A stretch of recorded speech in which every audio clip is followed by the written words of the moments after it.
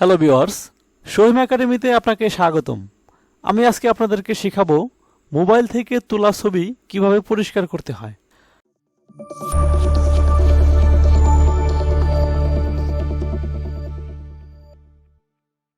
আমি যদি একটা পিকচার আপনাদেরকে দেখাই, তো ডেস্কটপ থেকে এই পিকচারটাকে আমি ওপেন করলাম। ওপেন করার পর দেখেন এই পিকচারের এইখানে ছায়া আসছে, এখানে একটু ছায়া আসছে। তো পিকচারের লাইটটা কিন্তু কম আসছে। তো এই পিকচারটাকে আমি সরাসরি নিয়ে যাব ফটোশপে। তো এখান থেকে আমি ক্লোজ করে দিলাম, এখান থেকে টান দিয়ে ধরে আমি ফটোশপে নিয়ে আসলাম। তো ফটোশপে আনার পর এখান থেকে আমি ছবিটাকে ক্রপ করব।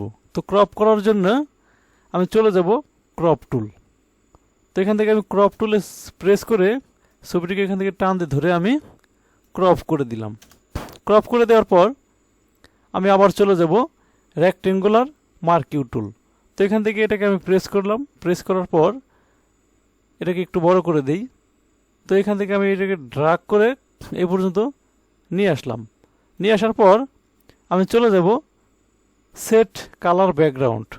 তো এখান থেকে আমি ব্যাকগ্রাউন্ড কালারটাকে হোয়াইট রাখবো। আমার একটা হোয়াইট আছে। হোয়াইট থাকার পর আমি কিবোর্ড থেকে control plus back space press করব। দেখেন আমার উপরের পাশটা কিন্তু হোয়াইট হয়ে গেল। তো এরপর হচ্ছে আমি আবার এখান থেকে সিলেক্ট করব। এই পর্যন্ত সিলেক্ট করলাম। সিলেক্ট করে আমি আবার প্রেস করলাম control plus backspace. Rectangular marquee tool নিয়ে এই কাজটা করতেছি। তো এরপর হচ্ছে আমি এখান থেকে আবার এইভাবে টান দিয়ে ধরে ড্রাগ করলাম। ড্রাগ করার পর আমি control plus back space press করলাম। তো এরপর আমি নিচে থেকে এই অংশটাকে হোয়াইট করব। সিলেক্ট করলাম কন্ট্রোল ব্যাক স্পেস দিয়ে।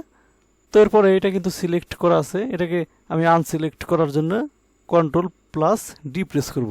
এটা কিন্তু আনসিলেক্ট হয়ে গেল। তো এরপর আমি কি করব, আমি কিবোর্ড থেকে কন্ট্রোল প্লাস এল প্রেস করব। কন্ট্রোল প্লাস এল প্রেস করার পর এরকম একটা বক্স চলে আসছে। তো এখান থেকে আমি আসবো এখানে 3 নাম্বারটা, এটা প্রেস করলাম। প্রেস করার পর আমি এখানে এনে প্রেস করলাম। দেখেন এটা কিন্তু একটু সাদা হয়ে গেল। তো এরপর আমি আবার এখান থেকে এটাকে টান দিয়ে ধরে একটু এদিকে নিয়ে আসলাম।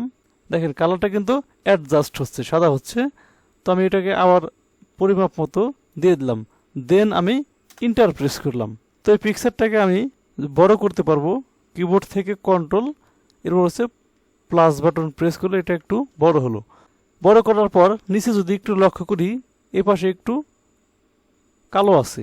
তো এর জন্য আমি এ পাশ থেকে আবার রেক্টেঙ্গুলার মার্কিউ টুল নিয়ে এখান থেকে এটাকে আমি ড্রাগ করব।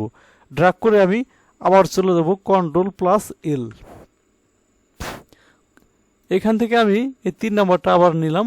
নেওয়ার পর এখানে আমি প্রেস করলাম। দেখেন এখানে কিন্তু আমার সাদা হয়ে গেল। তো এইভাবে আমি দেখে দেখে কাজ করে নিব। দেন আমি ইন্টার বাটনে প্রেস করব। এখন এটাকে আবার আমি আনসিলেক্ট করার জন্য কন্ট্রোল প্লাস ডি প্রেস করব। দেখেন পিকচারটা কিন্তু খুব সুন্দর লাগতেছে। আমি কিবোর্ড থেকে কন্ট্রোল মাইনাস প্রেস করলে এটা ছোট হবে, কিবোর্ড থেকে কন্ট্রোল প্লাস প্রেস করলে এটা বড় হবে। তো এখন আমি কি করব, আমি নতুন একটা পেজ নিব, কন্ট্রোল প্লাস এন। এখান থেকে A4 এর একটা আমি পেজ নিলাম।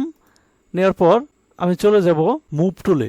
তো মুভ টুলে প্রেস করে আমি আবার প্রেস করব এই পিকচারের এটায়।